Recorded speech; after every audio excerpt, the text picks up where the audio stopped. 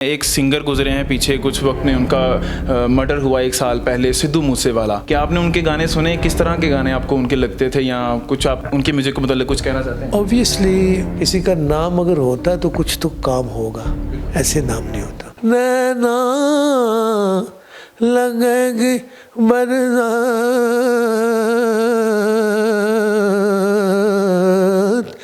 نینا رے.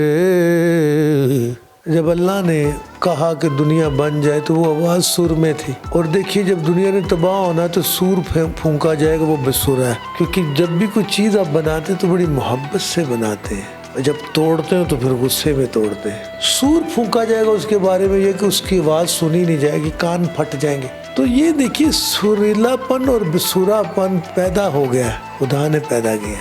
باقی موسیقی کی بات، موسیقی از اے گریک ورڈ. موسیقی کا مطلب ہوا میں گرا لگانا. چلی بھی میں گیا ہوں، جا پرفارم کیا، وہاں بہت کم لوگ گئے، بس اسرائیل نہیں گیا، باقی کافی ممالک میں. بال شروع سے میں نے لمبے رکھے بچپن سے، ایون فیشن بھی نہیں، بس تھے رکھ لیے، اللہ نے دیے ہوئے، لوگ تو لگواتے پھرتے ہیں. تو میرا تعلق ہمارا فیم سے نہیں ہے. لوگ فیمس ہونے کے لیے اور پیسے کے لیے آرٹسٹ بنتے ہیں. ہمارا ٹھیک ہے ذریعہ معاش یہ بن گیا ہے، لیکن اتنی لالچ نہیں ہے کہ پیسے کے لیے ہم اپنے فن کو بیچ دیں یا اپنے آپ کو بیچ دیں. یہ نہیں ہو سکتا. میں کسی لینڈ کروزر یا کسی محل کے لیے نہیں گاتا، نہ مجھے کسی بھی کو سنانے کی ضرورت ہے. میں اپنے لیے گاتا ہوں، اور میں اپنے خدا کی ثنا کرتا ہوں اپنے سر میں. پنتن پا کے گھرانے کا نام پڑھتا ہوں. شام 84 گھرانے کی عرصہ 400 سال پرانی وراثت لیے یہ ہیں استادوں کے استاد سلامت علی خان صاحب کے صاحبزادے استاد شفقت علی خان صاحب. ان کو 2009 میں پرائڈ آف پرفارمنس سے بھی نوازا گیا. کچھ بہت کھٹی میٹھی اور کچھ انفارمیٹیو باتیں ان سے کریں گے. شام 84 گھرانہ یہ ہے کیا بیسیکلی؟ شام 84 ایک چھوٹا سا گاؤں ہے، ڈسٹرکٹ ہوشیارپور، ایسٹ پنجاب، انڈیا میں. 84 گاؤں پہ راجہ شام کی حکومت تھی. یہی ہسٹری سنی مغلس ٹائم سے. وہیں پہ ہمارا گھرانہ بنا. میاں چاند خان، میاں سورج خان 2 بھائی تھے، اور وہ فاؤنڈر ہیں، بانی ہیں اس گھرانے کے. اس کے بعد بہت سی لوگ اس گھرانے میں آئے، یہاں تک کہ یہ گھرانہ چلتے ہوئے میرے والد صاحب استاد سلامت علی خان اور تایا جان استاد نزاکت علی خان تک آ گیا. وہاں اور عروج ملا. تو پارٹیشن میں مائیگریٹ کر کے پاکستان آ گئے ہمارے بزرگ والد صاحب بھی. چونکہ گھرانہ یا بلڈ اپ ہوتا ہے، وہ جگہ کا نام ہمیشہ وہ رہتا ہے. تو یہ کیونکہ شام 84 میں یہ گھرانہ بنا تھا، تو شام 84 تو ٹاؤن کا نام ہے چھوٹا سا. تو ہمارے گھرانے کی وجہ سے اس کو اور بھی بڑا ایک فہم ملی، اور اس کی وجہ سے ہمیں فہم ملی. 400 سال کا عرصہ، بڑی نسلیں آئیں اس میں، لیکن بہت زیادہ مقبولیت پائی آپ کے والد صاحب نے اور آپ نے. اس میں کیا خاصیت سمجھتے ہیں؟ نیوز دور میں ان لوگوں کی بھی تھی. اس وقت میڈیا اتنی تھا، لیکن کہتے ہیں نا سینہ بسینہ، اور محفلوں میں سنتے. تو اس دور کے پاپولر لوگ تھے، جیسے کہ میاں چاند خان، سورج خان کے بعد اگر یہاں سے میں شروع کروں، نیاز حسن شامی صاحب، میرے دادا میاں ولایت علی خان، میاں کریم بخش جو جموں مہاراج کی اسٹیٹ میں ملازم بھی تھے. پھر نیاز حسن شامی صاحب کا ویسے بھی بڑا نام ہوا. انہوں نے غزلیں بھی کمپوز کی، مہدی صاحب کو گوایا انہوں نے. گلوں میں رنگ بھرے، پتا پتا بوٹا بوٹا، بہت بڑا نام. اس کے علاوہ استاد تصدق علی خان میرے چاچا، انہوں نے کلاسیکل بھی گایا، کمپوزیشنز بڑی کی، اور بڑے آرٹسٹوں کو انہوں نے پروموٹ کیا، جس میں ساڈا دل توڑ کے، تانگا والے نین کر، گوریے میں جانا پردیش، جاوے پردیس، یہ سب ان کے گیت ہیں. اس طرح آئے گا قرار مجھے. بڑے آرٹسٹوں کو نام دیا انہوں نے. ذاکر علی خان صاحب، اختر علی خان صاحب میرے چاچا. میرے کزن رفاقت علی خان بڑے نامی آرٹسٹ ہیں. سخاوت علی خان، لطافت علی خان میرے بھائی. استاد شرافت علی خان. اب میرے بھتیجے شجاعت علی خان اور بیٹے فیضان علی، نادر علی نام کر رہے ہیں.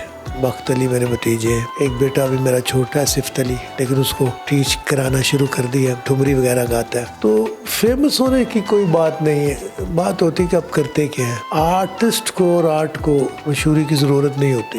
یہ درویشوں اور کریٹیو لوگوں کا کام ہے. جیسے ساگر صدیقی صاحب فٹ پاتھ پہ رہتے تھے. اب ساگر صاحب کو آپ کیا کہیں گے؟ انہوں نے کیسا مقام پایا. وہ ایک درویش تھے، اپنی مرضی سے وہاں پہ تھے. تو میرا تعلق ہمارا فیم سے نہیں ہے. لوگ فیمس ہونے کے لیے اور پیسے کے لیے آرٹسٹ بنتے ہیں. ہمارا ٹھیک ہے ذریعہ معاش یہ بن گیا ہے، لیکن اتنی لالچ نہیں ہے کہ پیسے کے لیے ہم اپنے فن کو بیچ دیں یا اپنے آپ کو بیچ دیں. یہ نہیں ہو سکتا. آپ کی اسی بات سے میرا اگلا سوال بھی لنکڈ ہے. میں پوچھنا چاہ رہا تھا، آپ تو کئی دفعہ شو کے پیسے بھی نہیں لیتے، ویسے ہی آ جاتے ہیں دوستوں کے لیے، لیکن گھر کیسے چلتا ہے؟ آپ سوچتے ہیں کہ کبھی کبھار آپ دوستوں کے لیے اتنا کر جاتے ہیں؟ رازق اللہ اس بات کو سب کہتے ہیں، مانتے بہت کم ہے. جذبہ اور عقیدہ بہت بڑی چیز ہے. موسیقی کی جہاں فروغ کی بات ہوتی میں وہاں ضرور جاتا ہوں، سپورٹ کرتا ہوں آرگنائزیشنز کو بھی. اور جتنی مجھے ضرورت ہے، میری ضرورتیں زیادہ ہے ہی نہیں، بس میرے گھر والوں، بچوں کی، اور جو میرے ساتھ ہیں میرے ساتھ تھی. یا اتنا جو لوگ مجھ پہ کوئی امید رکھتے ہیں اتنا مجھے اللہ دے ہی دیتا ہے. میں کسی لینڈ کروزر یا کسی محل کے لیے نہیں گاتا, نہ مجھے کسی بھی کو سنانے کی ضرورت ہے. میں اپنے لیے گاتا ہوں اور میں اپنے خدا کی ثنا کرتا ہوں اپنے سر میں. پنتن پا کے گھرانے کا نام پڑھتا ہوں. تو ان کا کرم ہے, رازق اللہ ہے, وہ ختم ہی نہیں ہوتا رزق, کیونکہ موت اور رزق آپ کو خود ڈھونڈتا ہے. میرا اس پہ یقین ہے اور ایمان میرا بڑا پکا ہے اس بات پہ. کلاسیکل موسیقی میں بھی بہت ساری چیزیں ہیں, بہت مختلف چیزیں ہیں. اگر آڈینس کو بتا سکیں کچھ آسان الفاظ میں کچھ چنندہ چیزوں کے نام اور ان کی ڈیفینیشنز, وہ کیا فرق ہے ان میں؟ موسیقی کی کئی شاخیں کہنا چاہیے تاکہ لوگوں کو سمجھ آئے. The branches. دھرپت گائکی, وہ بھی راگ ہوتا ہے, یہ نام ہے, لوگ ڈر جاتے ہیں کہ دھرپت کیا ہے. راگ پھر خیال, بات ایک ہی ہے. خیال کا مطلب امیجینیشن. دھرپت کے سٹائل گائکی کا جو ہے وہ ایک بہت ٹیکنیکلی بڑا رچ ہے اور فکس اسٹرکچر ہے, اس کو بڑا سوج کے ساتھ گانا پڑتا. خیال اس کے آگے تھوڑا ماڈرن ہے اس دور میں, لیکن یہ کہ اس میں تھوڑی ویریشن بھی ہوتی ہے. پھر ٹھمری آ گئی, دادرا, کافی ذرا جیسے بلے شاہ نے لکھی, خواجہ فرید صاحب نے لکھی, بابا بلے شاہ سرکار نے, شاہ حسین صاحب نے, اس کو راگوں میں گایا جاتا وہ کافی. پھر غزل, گیت, پاپ میوزک, ریپ میوزک, یہ ساری برانچ. کتنے نام ہیں لیکن پوری دنیا 12 سروں پہ چل رہی ہے. سر ایک ہے, ایکسنٹ بدلتا ہے. پوری دنیا کے سر 12 ہیں. کومل تیور اس کو بولتے ہیں, شارپ اینڈ فلیٹ نوٹ. اللہ نے جیسے جوڑے بنائے ہر چیز کا, سروں کا بھی جوڑا ہے. سا اور پنچم کا سر جو پا کا سر ہے یہ ایک ہے, باقی سارے 12 سر جوڑے. نکھاد 2 ہے, دیوت 2 ہے, مدم 2 ہے, گندھار 2, رکھب 2. اس کو کومل رکھب, تیور رکھب, کومل گندھار, تیور گندھار ایسے بولتے ہیں. ایسے سانی سانی سادا سادا سا پا سا ما سا ما سا گے سا گے سا رے سا رے سا سا.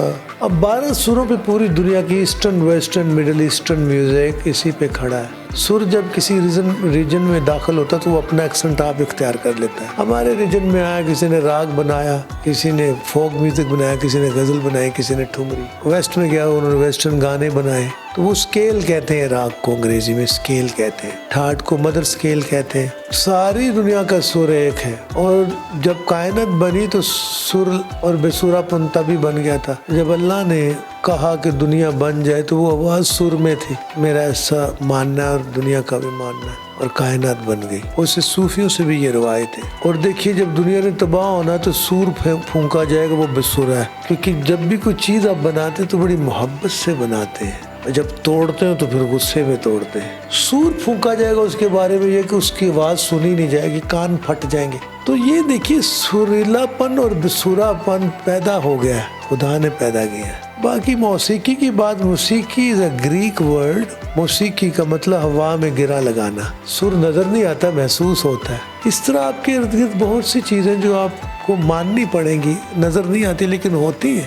ہوا بھی ہے, کبھی کبھی آپ کے گوس بمپ ہو جاتے ہیں, کوئی ایسی چیز آپ کے قریب سے گزر جاتی ہے. تو دنیا میں ضروری نہیں جو آپ کو دکھتا نہیں وہ ہو نا. سر ہے اور سریلا پن بھی ہے دنیا میں. تو لے سر, کائنات لے پہ کھڑی ہے. اگر بتال ہوگی تو زلزلہ آ جاتا ہے, تباہی ہو جاتی ہے. So I mean rhythm and the melody is built when the universe was created by God. جیسے اللہ تعالیٰ نے قرآن میں فرمایا کہ ہر چیز اپنے مدار میں چلتی ہے, یہ وہی چیز ہے. یہ لے ہے, مدار ہی ہے نا لے کاری. جب تھوڑی لے کم زیادہ ہو تو بےتال ہو جاتا ہے, اس وقت سب کچھ ہل جاتا ہے. اچھا خان صاحب, ابھی آپ پہ آتے ہیں کہ آپ کی شخصیت میں آپ کے بال بہت خاص ہیں. یہ کسی نے خاص رکھوائے تھے کہہ کے, یا پھر آپ نے خود اپنے شوق سے رکھے تھے؟ نہیں, بس بال شروع سے میں نے لمبے رکھے بچپن سے. اس کے پیچھے کوئی ایسی بات نہیں, ایون فیشن بھی نہیں, بس تھے رکھ لیے, اللہ نے دیے ہوئے. لوگ تو لگواتے پھرتے ہیں, مجھے دیے تو بس میں نے شروع سے.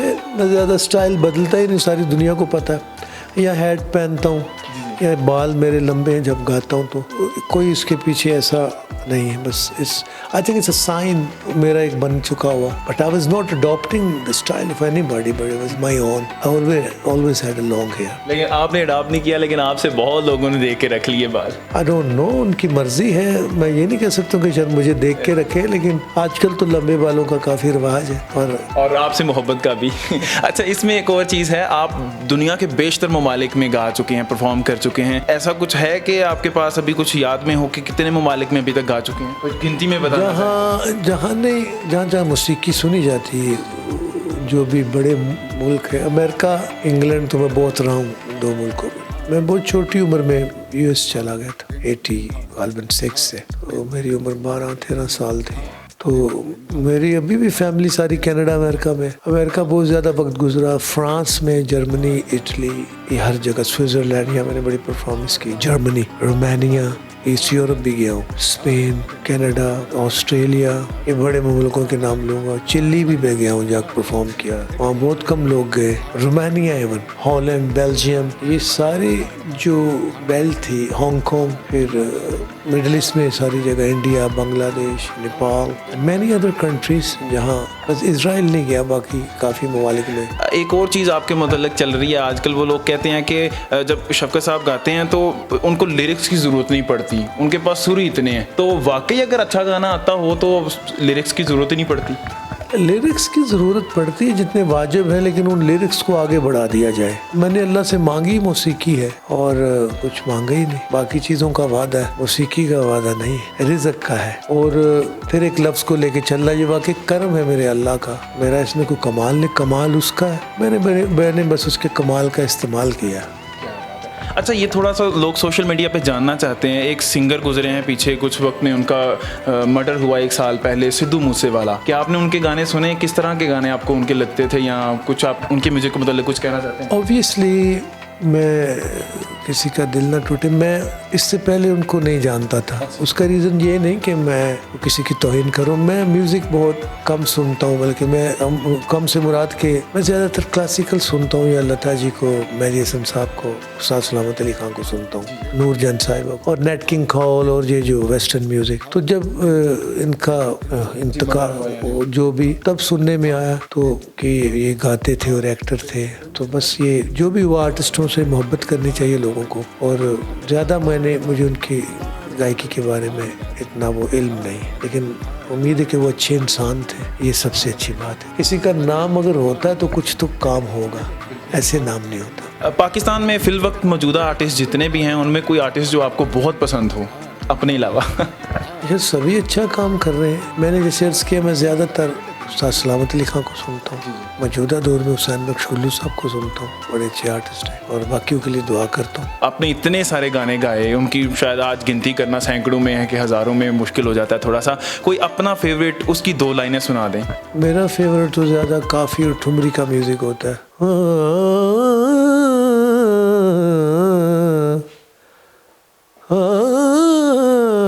मोरे नैना लगेगी बरसात, सजल मोहे छोड़ न जाना, मोरे नैना, मोरे नैना, मोरे नैना लगेगी बरसात,